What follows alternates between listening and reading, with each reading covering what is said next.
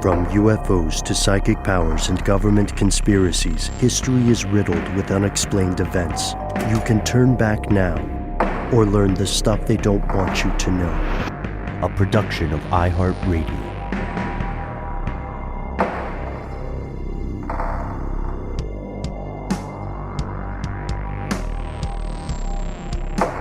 Hello, welcome back to the show. My name is Matt. My name is Noel. They call me Ben. We're joined as always with our super producer, Alexis, codename Doc Holliday Jackson. Most importantly, you are here, and that makes this the stuff they don't want you to know. We always like to say you are here because we hope you are, and we are very excited today to introduce you to several of our fellow conspiracy realists. We are going to we're going to talk about the possibilities of time travel, which is always a trip for us. Check out our earlier episodes on that. There's some fantastic news that one of our pals has hipped us to. We're also going to talk horror movies because we love them. We exist in the land of eternal Halloween and have no regrets nor compunctions about that. But before we do any of that, Matt, Noel, codename Doc, Ben. Oh, okay, cool. Also, we had a lot of people. I think we hit a porcine nerve when we talked about super pigs. That took a minute. Sorry. Yeah. Porcine, right? Doesn't sound like pig, but that's what it means. Relating to pork. Yes. Mm-hmm. So why don't we open up with an excellent series of emails from one fellow conspiracy realist who chooses to go by the code name Jägermeister. And before we get into this, got to tell you, bud, you brought up some really intense sense memories when we heard your code name, because Jägermeister is a period in our collective lives that I don't think any of us are in a hurry to relive. Sense memory indeed. Get that taste out of my mouth. I know. I remember personally many years ago, I was dating a girl whose father looked exactly like Charles Manson, and he lived in a little trailer in a rural airfield. It was a very different time. And his thing was Jägermeister. And so we could hang out and drink. I'm going to be honest, we were not drinking age. We could hang out and drink with this guy, but only if we drank Jägermeister or Goldschlager, which you would accept as a substitute. Yeah. That should be considered a crime against humanity. Well, it's definitely a crime to give underage children booze in general. Adding insult to injury, you know? I mean, give them something good. This is why I don't talk too much about my personal life. I feel like everything I say just makes things sound increasingly sketchy. But with this in mind, Jägermeister, we're going to go with your code name, and we invite you to explore other alcoholic spirits. You know, the world is yours. Be the change, bro.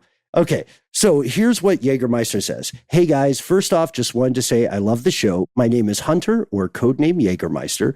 Feel free to use either name. Honestly, respectfully, I think we're probably going to go with Hunter. I recently got into listening to podcasts at work, and you alls is one of the first I found. I am a heavy equipment operator, so I'm able to listen to about 5 to 6 hours worth of episodes a day, and I have officially purchased my first vacation home in the rabbit hole. Pretty neat. Got a timeshare there myself. Right. And so Hunter says, anyways, the reason I'm emailing you all is because I just listened to the strange news segment about super pigs. I live in Oklahoma, and the wild pig problem is out of hand. We've got about 1,500 acres of land in southeast Oklahoma that we use primarily for hunting, fishing, camping, etc. On the property, we have 5 pig traps, which Hunter has emailed us photos of these. We have about 5 pig traps equipped with game cameras that are connected to an antenna that will send an image straight to our cell phones anytime there is movement. The coolest part is that the traps are connected as well. So, for instance, if we are at home, which is 70 miles or so away, and we receive an image of pigs in the trap, we're able to drop the trap and contain them with the push of a button. Side note, this is something we'll go back to when we're talking about this. Usually, says Hunter, we place a pile of corn in the middle of the trap, and it's not unusual to trap 30 to 40 pigs at a time. At this point, it's just a matter of disposing of the pigs in the easiest way possible. Some people may see this as harsh, but if you ever come into contact with one of the larger pigs that have 4 to 5 inch tusks, I feel you'll change your mind pretty quick. Just to show how bad it is, we trapped and killed over 300 hogs from our property alone each year for the past 3 years. It's 900 pigs for those of us playing along at home. They cause tremendous amounts of damage to the terrain, to crops, to wildlife, and desperately need to be eradicated. I'll share some pictures for reference in a separate email to put this into perspective. Like I said, I love the show, and you guys do a great job covering all sorts of topics, keeping it interesting. Well, thank you, Hunter. First off, first questions.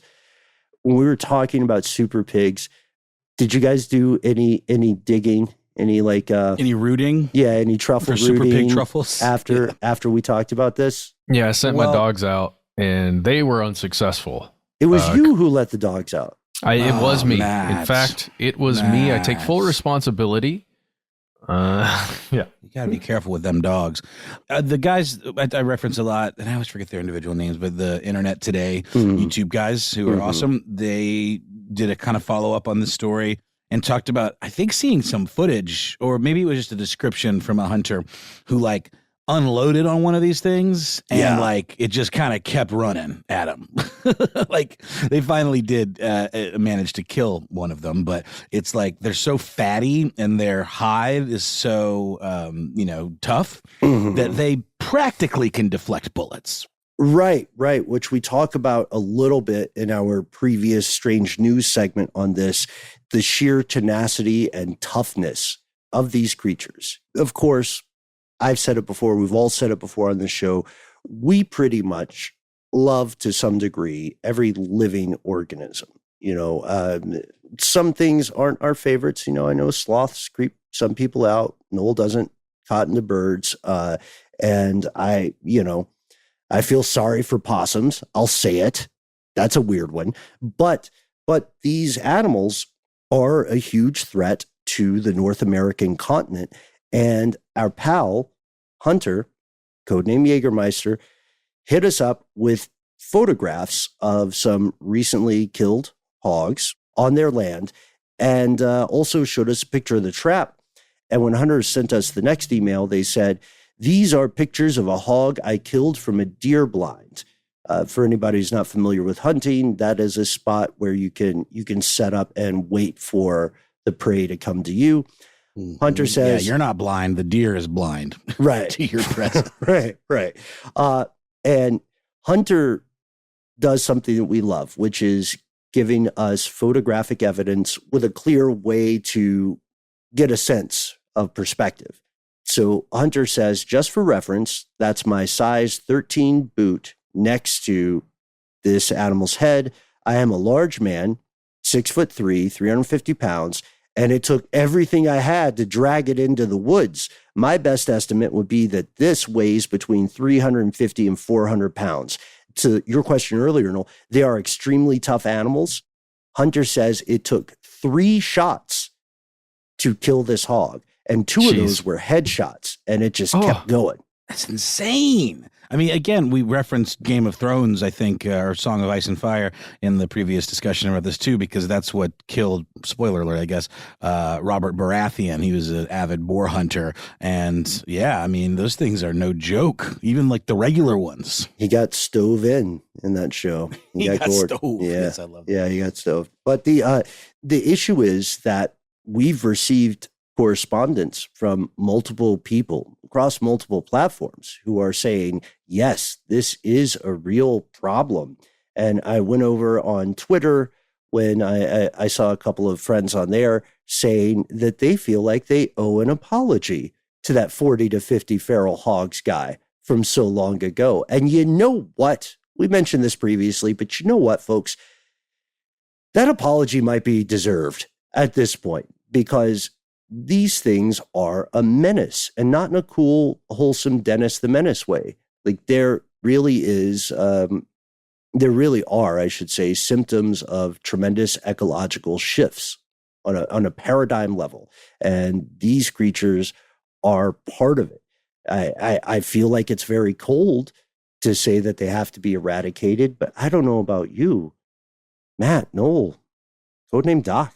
I am tempted to agree with Hunter here. Tempted, indeed. Perhaps convinced. Yeah, these things seem absolutely terrifying. We had on-the-ground reports I saw about just how quick they are as well, because they're quite clever. So there are some forms of traps that are not fast enough to catch them. The way I heard it described by one person with experience who doesn't want to go on record was that they had kind of like a corral. Or what was it? You mentioned it last week, Matt, the Judas. Yeah, the Judas pig. Yeah, so apparently the Judas pig thing is still kind of dodgy, because when that trap drops, the group of super pigs is fast enough and alert enough to immediately pivot, and a lot of them escape before the thing drops. So like they see one frame of movement and they're out the door. Wow, that's impressive reaction time. The Judas pig was just sending in a rogue pig, right? To find them all. Okay, and then there's a specific trap that you would use to get them. Because you have to get the group. And like we said previously in our weekly Strange News segment, we're hitting the road for some stuff that's a bit of a secret project as a group, a series of secret projects. So we're going to keep this a little bit short, but keep your super pig stories coming. Tell us about more invasive species, and we do have to give one bit of regrettable news for all of us who had the same question when you were listening last week. Is the bacon good? Now, I know that's a petty question because we're talking about ecological collapse. We're talking about the very dangerous invasive species, but we're bacon lovers. So we asked that question, and everybody who has written to us has answered unanimously. There is a consensus. We'll go to Hunter again. Do not eat the pigs. The meat is super tough. It tastes horrible. It has a smell that is, quote, amazingly off-putting.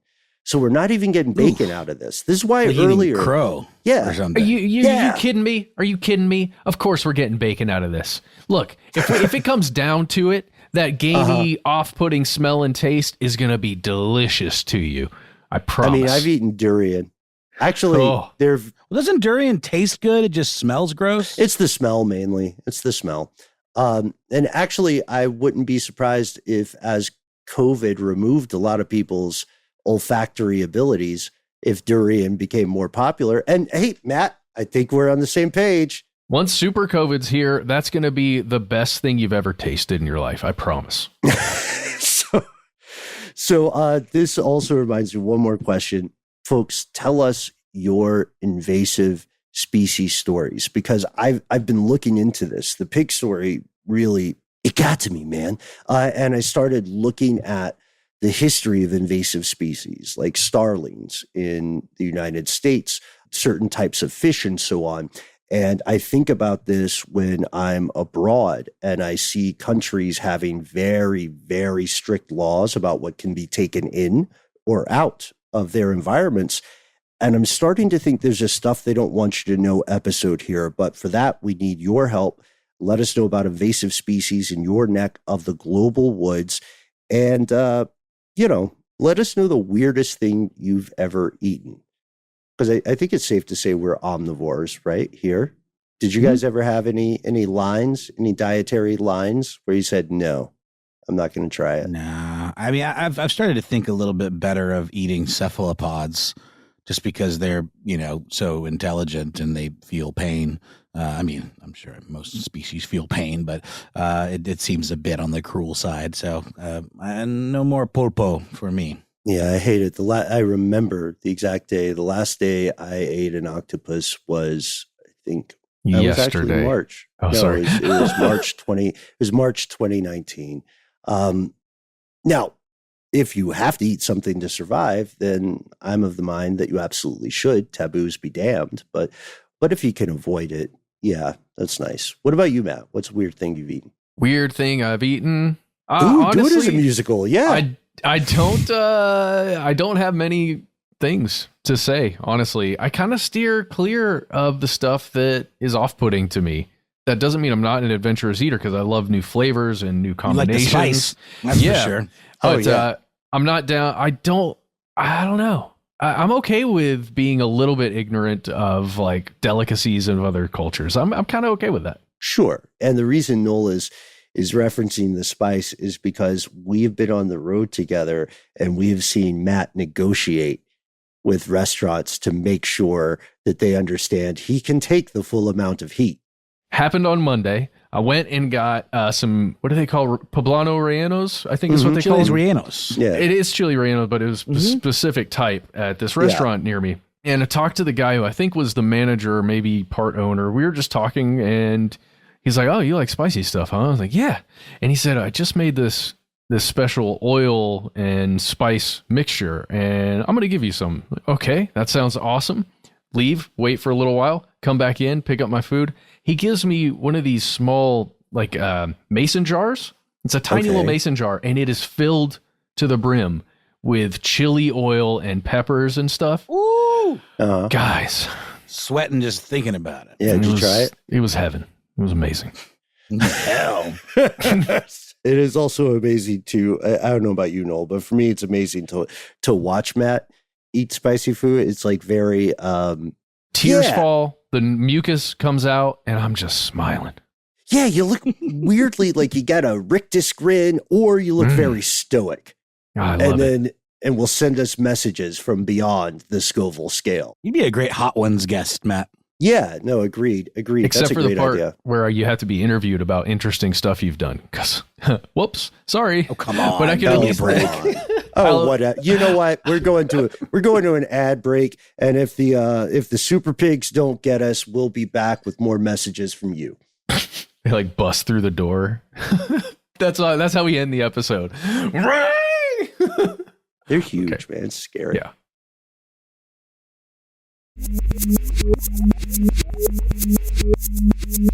And we're back, and we are going to a message sent to us from, I guess we call this person Sammy.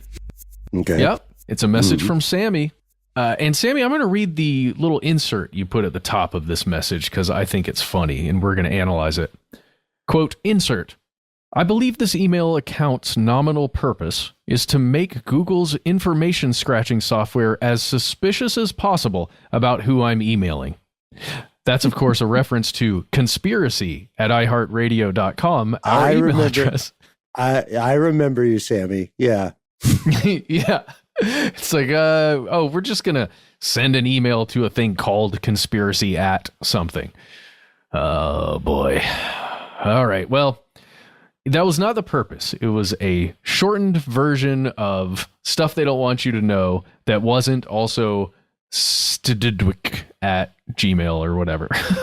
Stdwytk. To our earlier conversation about acronyms, you know, who are we to judge at this point? Exactly. Stdwytk. So yeah, conspiracy at iHeartRadio.com is what you got. You're continuing here, Sammy. Anyway, Australian and Spanish scientists have discovered how to manipulate time for subatomic particles.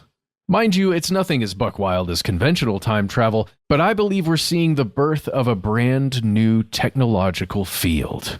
And then Sammy sent us two articles, a popular mechanics article. We'll start there and then we'll go to the next one. The popular mechanics article is titled, Scientists Discovered How to Speed Up Time. Seriously. We can reverse it too. That's the subtitle. It's written by Darren Orff. It was published on the 23rd of February, 2023. Guys, we are entering into a realm here, much like the time crystals, much like other subatomic particle topics that we've covered in the past, that are just beyond my meager understanding of the world, its physics, how everything functions. But we're going to try and get through this one because this is a fascinating topic. Sammy, thank you for bringing this to our attention. Thank you, Sam. I'm going to start with a bit of an analogy here. And it's something that is done in popular mechanics because it did help me get a bit of an understanding. Imagine the way a film works, a movie, when you go to the movie theater. You are sitting in a theater and the film is just projected in front of you. The film begins at its starting point, wherever that reel is, the first previews, or the entire movie itself, depending on how many reels it is. It plays out through its entirety, and then it ends after the credits, and it's done. Okay? All right. Imagine that is time as we experience it. Moving forward through it. It begins when you're born. That's when your time starts, or it begins the moment you're formed as an egg, which, we don't want to take this too far, but you were always in your mother the entire time she was alive. Hey, and watch then it goes back all the way. And if you think about it too hard, your brain's going to break a little bit. But time for you begins when you are born, and it ends when you die, right? And it's one thing. That's it. That's how you get to experience it. Defined as the time you can observe personally, right? Yes. The way we experience it, right, as humans. So that's that. That's a movie theater. That's time for us. Now imagine watching something on a streaming service like a Netflix or a Peacock, if you will. With that, you want to watch the same movie that we were just talking about in the theater. Let's say Evil Dead 2. That movie is now on Netflix for you, and you can begin it. You can pause it if you want to, and it just stays right there in that state until you're ready to continue. You could rewind, watch something else, see it in a different state. You could fast forward, watch the ending first if you wanted to, see how it ends, and then go back to the beginning and watch that part. You have control over time, essentially, in this way. This is what scientists have figured out how to do with subatomic particles that are quantumly linked, I think. Quantumly entangled. Entangled. Get out of town. Entangled. Yeah. Okay. My brain already hurts. You guys probably don't understand what the heck I'm talking about. I know I'm not coherent right now. You can tell by the beep that I just made, guys. We could just try and read some of this and see if it sticks. Yeah, let's give everybody a couple of guardrails here, because this gets really weird really quickly. So you beautifully established quantum entanglement, which is true, and is a known thing. We should also establish that time gets very tricky at very, very small scales, and this is where the problem of observation comes in. Right? Everybody's heard the old science experiment where light functions as a wave or a series of particles, depending on it, if someone is looking at it, which is nuts. But in quantum mechanics, observing a system can cause it to change just by the nature of a focused consciousness on that, which I know sounds crazy and very woo-woo, but it's also very true. Ugh, no, I don't like it. No, I do. It. Whatever. Come on. Whatever. All right. Okay, Matt. So we got our guide rails. What's going on here? What does everybody need to know when they want to rewind time and not be late for work? Okay. Oh, wait, are we there yet?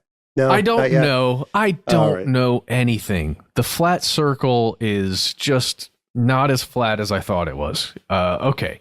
So there are a bunch of researchers. One of the researchers is Miguel Navascues, which this person is with the OAW, which is the Austrian Academy of Sciences.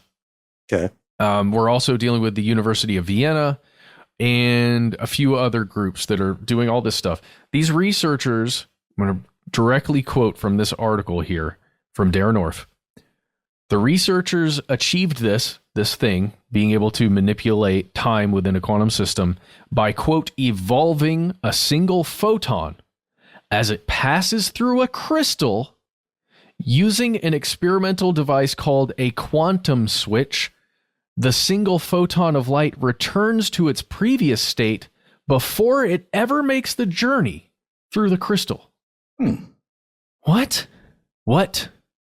Darren continues, in a way, this is less Doc Brown style time travel and more about reverting or otherwise altering the states of quantum particles, or, quote, time translation. Ooh. What the hell, guys? I don't. Okay. All right. Is this related to time dilation as well? Is that like the opposite? Sure. It's the exact same thing. I have no idea. No, I don't know. I just, it's a term I've heard. I just thought I'd throw it out there. This is that timey-wimey stuff Doctor Who was talking about, huh? Oh, God, it gets weirder, guys. Continuing from Darren's article, in quantum mechanics, simply observing a system causes it to change, which makes it impossible to track a system's progress through time. Well, then how do we know that this is what happened? Okay, crucially, these rewinding protocols still work because they can be performed without knowing what the changes were or its internal dynamics, according to the scientists. Also, according to the scientists, cheese isn't real. No, I'm just joking. What about birds? No, they're there. They're out there. Look up the harpy eagle if you are scared of birds. It looks like a dude in a suit dressed as a bird. But, okay. It makes me feel so dumb, guys. Well, we're right there with no one here on this show right now is a physicist. We may have some in the audience. And if you are a conspiracy realist who has experience in physics and quantum mechanics, please feel free to write in and help us put this in more understandable terms. Like, help us out. We do, by way, speaking of scientists here, Matt, I do think it's important for us to avoid some of the mistakes that pop science makes in reporting, because you can see these kind of breathless, hyperbolic headlines at times. But I think it's crucial for us to note, from my understanding at least, the scientists involved in this research are not trying to specifically prove that these subatomic particles, these neutrinos, are traveling faster than the speed of light. They're trying to figure out why their data looks so weird. Is that correct? Like, they haven't made any crazy claims other than, the claims you just outlined, which are pretty crazy for me and also brain breaking. Yeah. Man, I don't know. Here's another thing from this same article. This is an example that's given by these researchers. Let's say you've got 10 of these quantum systems that they've built, right? 10 of them. Each one of those 10 is running an experiment that's going to run for 10 years, nonstop. It's going to run this experiment for 10 years. They're saying in this system, if you wanted to have one of those 10-year-long experiments run for 10 years within the span of 1 year, so basically accelerate the time of that system, they could theoretically pull 1 year from each of the other 9 systems and funnel it into the one system, so that this one system essentially evolves or runs that experiment for the span of 10 years, just condensed into one actual human year. Which I understood some of those words. Yeah. Okay. So theoretically, all this is really doing, it's in the final paragraph of this article. The point isn't jetting off to the distant future of 2015, as in like going back to the future to 2015, but the ability to increase the capability of quantum processors by arming them with the possibility of reversing errors in a system. Now, that's really interesting to me. So if we're talking about a quantum computing system, right? And it's running, doing a bunch of processes, going, and it made an error or a couple of errors. The idea that it could somehow, the system itself could somehow go back in time while it's still processing up here, at the leading edge of time, it can go back and fix those processes simultaneously or something like that. Maybe that's super dumbing down of what's being said here, but I don't freaking know. No, you know what? I need to correct myself as well here, man, because I'm realizing now that I was referring to a different experiment, which is older. In this series of experiments, our Austrian friends have proven that it's possible to accelerate, decelerate, and reverse the flow of time. So they got there. This is okay. So the weird thing is, this is still exploration of the natural world, right? Just at a very, very small level. Like, they're observing processes that have already been occurring. They didn't make something new. They just figured out how to see it. Is that correct? Sure. What is a quantum switch? Stop. Listen, this is a call This is a call to physicists out there. Does anyone specialize in this? Can anyone dumb this down for some guys who, honestly, I feel like we have some pretty intellectual conversations about complicated and complex stuff, but I still can't wrap my head around this at all. Yeah, I don't know about you guys. I am always trying to learn more about something, and I'm transparent here when I say this is still hard, at least for me, to grasp. So if you are an expert in the potential of quote unquote time travel with subatomic particles, please do us a favor and send us an email before we record this episode. Yep. Yeah, please. God, please. Please. This feels like the kind of research and understanding of the physical world and, subatomic world that happens right before everything collapses, because it's collapsed like 7 times before this. Yeah. I think this is what happens every time. Oh, you know what? Yeah. Experts, send us an email before we record this conversation. Oh, dude. Right. All right. Well, that's all I've got, guys. I'm sorry. Sammy, we failed you. Well, let's point to another article here you can find in El País, EL space PAIS, very big journalism outlet here. It's in their Science and Tech. In English, it is titled, "We have made science fiction come true. Scientists prove particles in a quantum system can be rejuvenated." And so can dreams. Yes. Be rejuvenated and also come true. That's it. Here are our sponsors.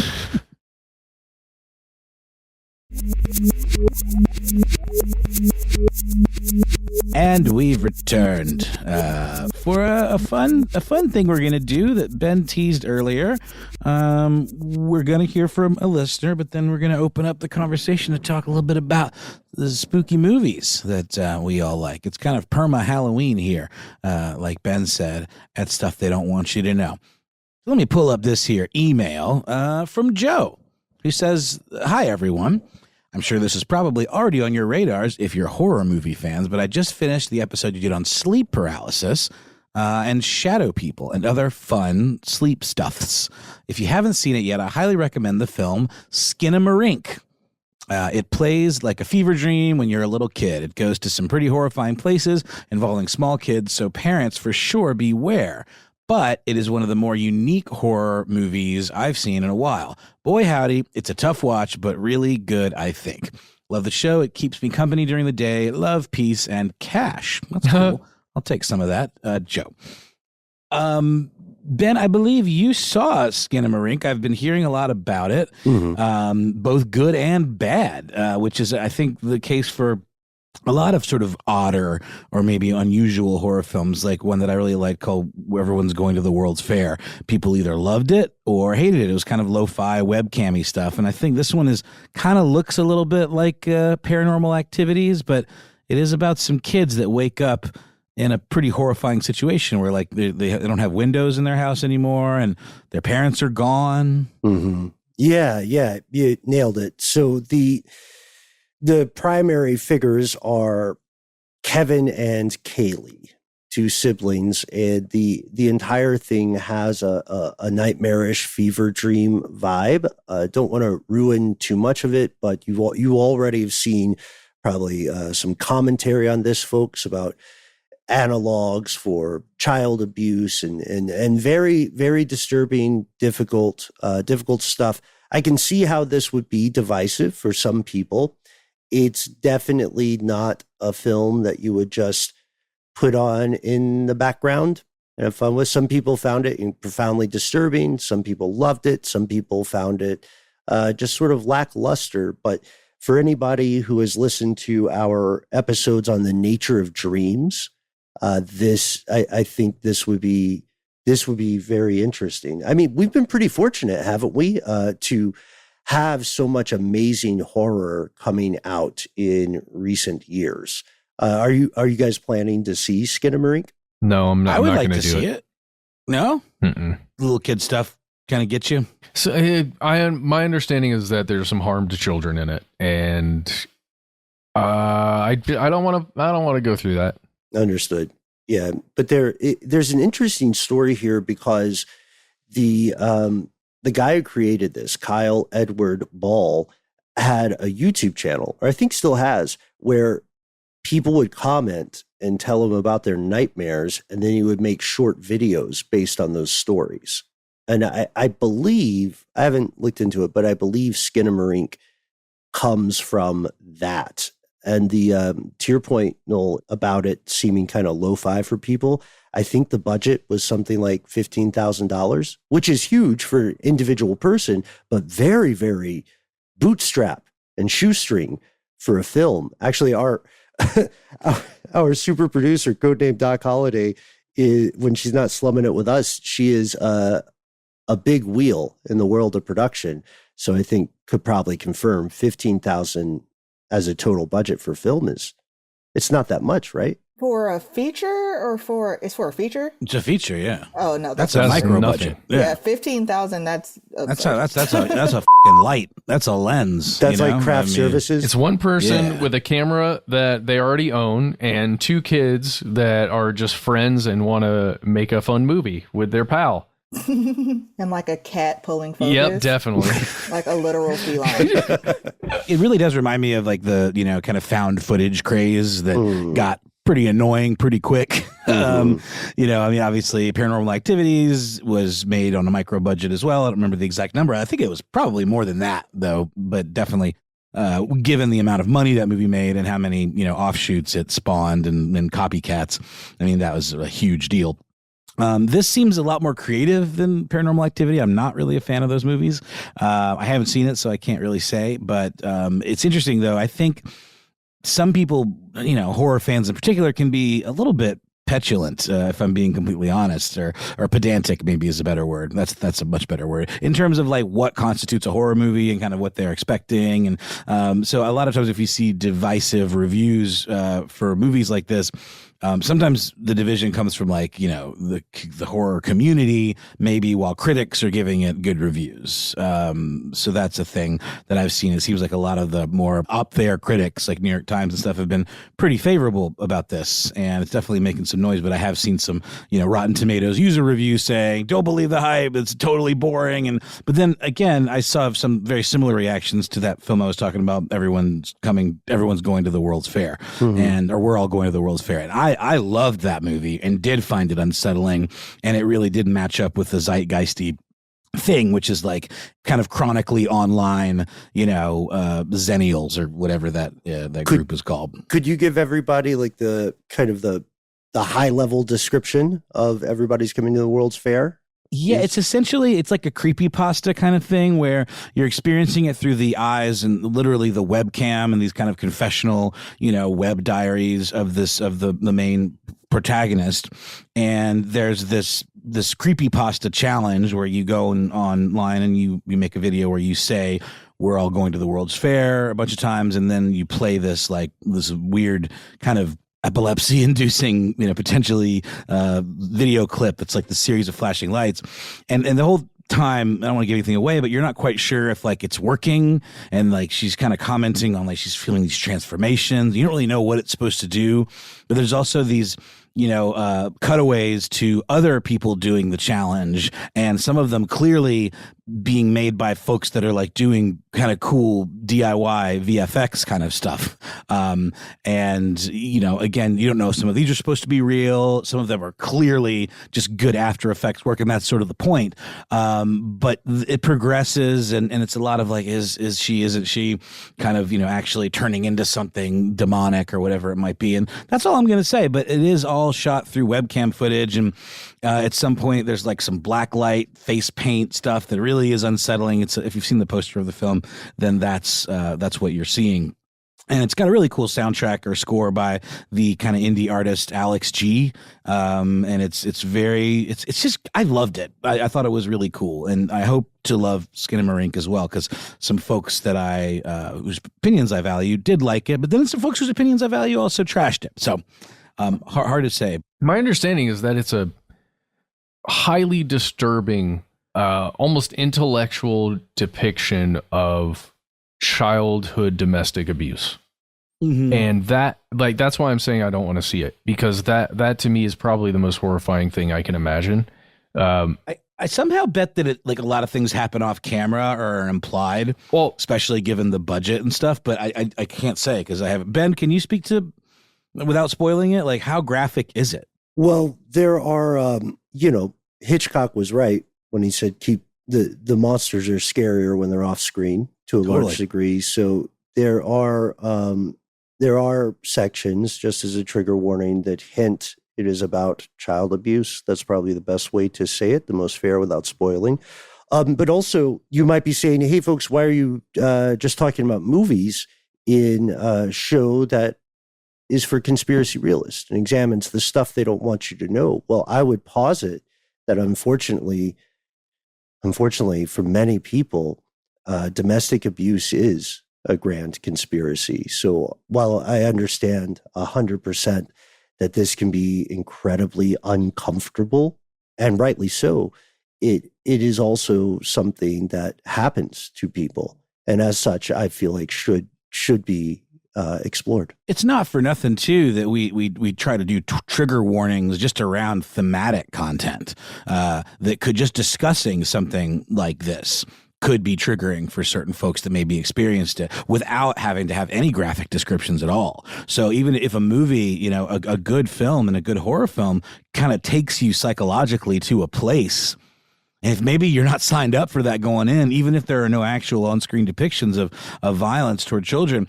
just the thematic elements of it, and if it's done well, could be troubling in a way that you don't want to be a part of, And I think that's true of things like films depicting school shooters, for example. While a lot of the maybe better ones, that stuff doesn't happen on screen at all. That stuff's it's off screen. The violence actually happens off screen, but it's still something very triggering for anyone because it's all about atmosphere. And it seems to me like this movie is Skinamarink rather, and also World's Fair are very atmosphere driven films. And that's what you have to do with a micro budget like that. It's all about atmosphere. And that's, I think, to me, the magic of cinema when it's done well. Mm-hmm. Yeah. And, you see divisiveness in other films that approach very uncomfortable things. I can't remember when we talked about it on air, but off air, another film in the conspiracy horror genre is Hereditary. And Hereditary hella triggering. Yeah, because it was originally written entirely as a harrowing story about a family trying to navigate and process grief when one of their children dies. Spoiler. And if you read interviews, the creator of that universe is pretty upfront by saying, look, I had this story. It's a very powerful, disturbing story about families navigating grief, and I couldn't sell it, so I made it a horror film and added supernatural elements. And I think to some folks hearing that, they might eye roll or something, be like, oh, you just shoehorned in all this spooky stuff. That is not what that movie is. I never would have known this or guessed that in a million years, because it all just feels like it was, crafted at once. I think that movie is brilliant and brilliantly disturbing. And also some of the scariest parts in it aren't the horrific scenes, which there are plenty of that are actually very gory and violent. Yeah, dude. But just the grief part, the idea of losing a child and just the absolute unhinged grief that Toni Collette displays. I mean, and it's such a bummer that, I don't give a crap about the Academy Awards, really. It's just more of like a interesting metric for like movies that are, that are doing cool stuff. But I'm more interested in maybe some of the lesser, European like film festivals that maybe give stuff to stuff that's a little more deserving. But Toni Collette should have been nominated for an Oscar for that performance. But the Academy don't mess with horror movies. Yeah. It's bizarre. You know what else should have gotten an Academy Award? What's that? Army of Darkness. Army of Darkness. Yes. The harrowing, nuanced depiction of, life in the modern industrial age. How much do we need machines before we become machines? Sir, that movie takes place in the medieval era. Okay. It does. I know. It's like, I'm saying there are levels to it, Just like like you see it in its spiritual successor, the unofficial sequel, Police Academy 4. All of those, yeah. Those were snubbed by the Academy unfairly, I would say. But Army of Darkness is neat, though, and I know you're kind of half joking, but like the style of VFX in that movie and like the whole like Ray Harryhausen kind of nods, like with the, what is it, Jason and the Argonauts, the kind of like hand done bespoke stop motion. It doesn't age well, but they do it such a way. I mean, when I say it doesn't age well, I mean compared to like more modern stuff, but it looks so cool because it's like real skeletons that are moving one little, frame at a time. And I just think it's great than all of the practical makeup effects and things that are in that movie. Sam Raimi's awesome. And then, of course, he went on to do all the big Spider-Man movies and stuff. I'm just saying, he knew what he was doing. I want to have some fun with my horror movies. I love existential horror. I love really scary things and monsters and all that stuff. I just don't want it to be like a full-on all-encompassing downer to the point where my brain Misery is broken and I'm just like, ugh. I want it to be, give me some sugar, baby, and those kind of one-liners and all that stuff. Yeah, like, I love that. I love slapstick horror. The Shining, The Witch, like the Carnival of Souls. You know what I mean? Give me some laughs. Pratfalls. Give me Pratfalls. Right. No, those are. Well, obviously, if anyone isn't aware, those are very intense, dramatic horror movies that Ben just named. Eye of the Beholder, whatever. Yeah. I mean, well, one that I was going to bring up that is absolutely not for the faint of heart, but still uses all these practical effects. I think I maybe mentioned it briefly before. A Taiwanese horror film called The Sadness, which is so over the top and cartoonishly gory that it eventually desensitizes you to it a bit, and then they'll just up the ante, even further. It is not for the faint of heart. I watched it with my girlfriend, who has this rule that she'll never not watch a movie like to its completion. And this was apparently the biggest slog for her ever of anything that I've forced her to watch. Oh, I do the 10-minute rule. I give it 10 minutes. Yeah, and that's fair, but my partner can't do that. They can't do that. All respect. Yeah, I'm with you. I don't believe in the sunk cost fallacy either, but that's just differences in our personalities. And she did make it all the way through, but it's a zombie film where the zombies are like mega, mega fast, and they aren't just mindless like flesh and brain seekers. They essentially become a victim to the most despicable violent impulses that any human being could be capable of. And the kicker is the name The Sadness comes from the fact that anyone that's been infected, it's a virus situation, infected by this, their real personality is somewhere deep down in there watching the whole thing. And so all of the zombies, quote unquote, are like weeping.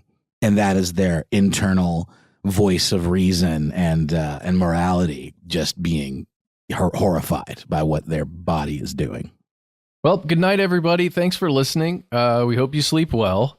By the way, if you started listening to this episode not knowing this was on the way, your dreams. Send me descriptions of your nightmares. Send it to us. I want to hear about your dreams, but only if they're scary. That's going to be great out of context quote. We know a lot of us in the audience today, a lot of us are fans of horror. And, sometimes critics will dunk on genre film, just like they'll dunk on, genre books or whatever. But horror seems to play, I would say, an incredibly important role in human society. It's a new way for people to explore things that are sometimes taboo, sometimes not spoken about. And it's a mirror that you can hold up to yourself, which I don't know. It sounds like cliche. Let's get out of here. Before I get all fortune cookie style. And I'm like, the journey of the 1,000 films begins with, the first play button. Oh my God. Never mind. No. What are some of your favorite horror movies? We'd love to know. I think we're all into it, invested in various ways. You can write to us. You can reach out to us in various ways as well. On the internet, for example, we are Conspiracy Stuff on Facebook, on YouTube, and on Twitter. Conspiracy Stuff Show on Instagram and TikTok. And if you like to use your phone to call people, which is apparently not something many people like to do anymore, as I have learned from my colleagues. Sorry, guys. That's my bad. I like to call them way more than they're comfortable with me calling them. And it's okay. No, you're fine. I have a very short list. You're on it. And I think I sent you all that list one time. That's right. That's right. But if you like to do that, why not give us a call? Our number is 1-833-STDWYTK. When you call in, give yourself a nickname, and then you've got 3 minutes. Tell us whatever you'd like. But again, only 3 minutes. Please make sure to let us know if we can use your message and your voice on one of our listener mail episodes. And that's really it. If you don't want to call, why not instead send us a good old-fashioned email? We are conspiracy@iHeartRadio.com.